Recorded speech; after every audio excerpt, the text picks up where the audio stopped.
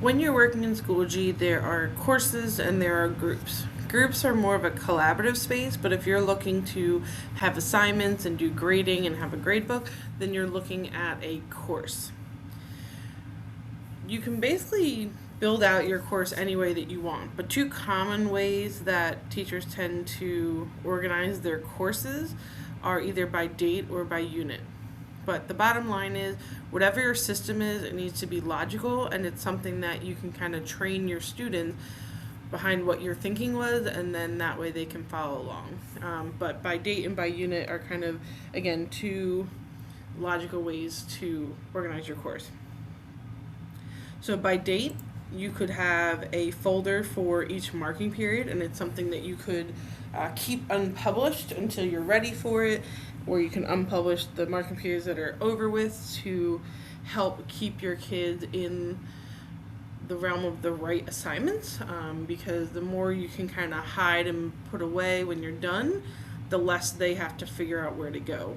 So again, having things logical or hiding things when you're not ready for them yet or done with them can help keep your course easier to navigate from the student point of view.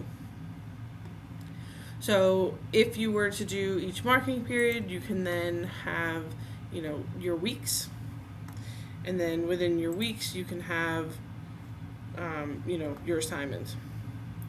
Let's say you don't have enough assignments, so each week have its own folder. You could have just marking period 1 and then have all your assignments, and I am just clicking the icon and dragging it as a way to move things around in my course. And so this is something that you could do. You can have, if you don't have that much stuff, you could just do marking period 1 and then have your assignments but listed by date and keeping it consistent. So the date, a dash, and then whatever you want to call it. That way they can easily see what it is that they're looking through.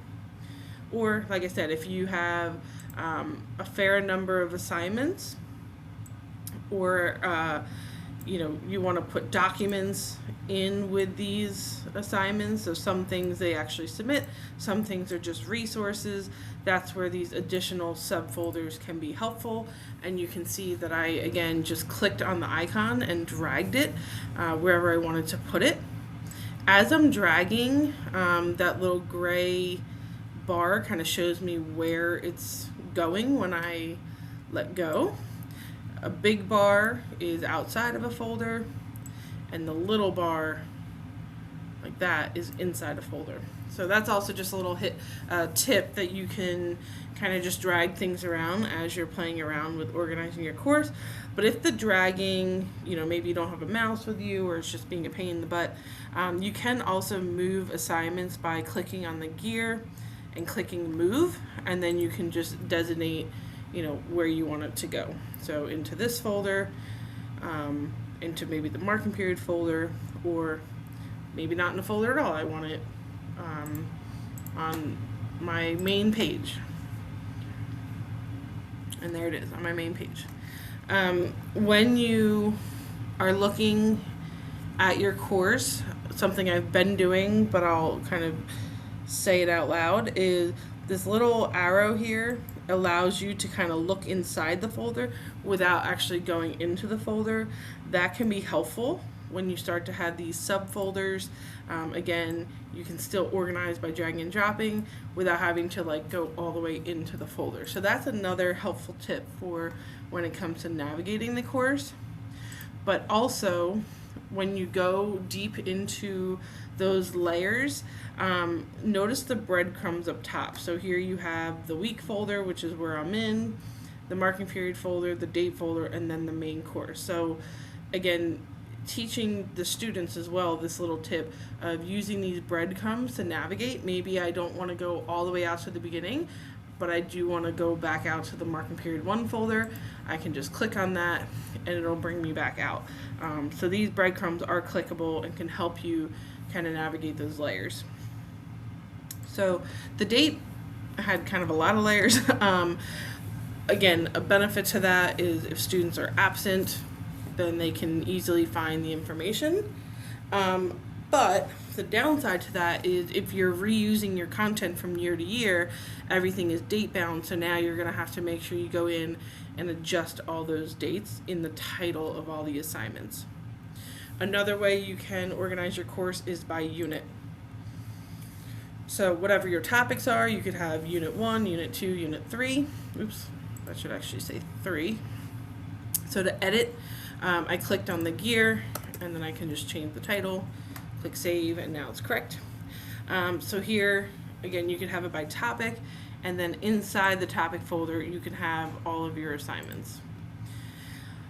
Naming conventions are helpful. So again, notice that I have Unit 1 and then the title of the assignment, Unit 1 and then the second assignment, and so on.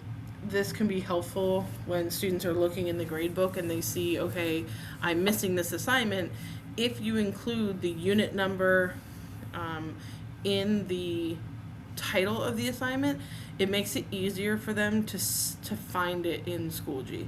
And even if it was a paper assignment, if you just have a digital copy of it, like a PDF or something they can refer back to, again, having the unit name in the naming can help the students find the resources that go with that assignment.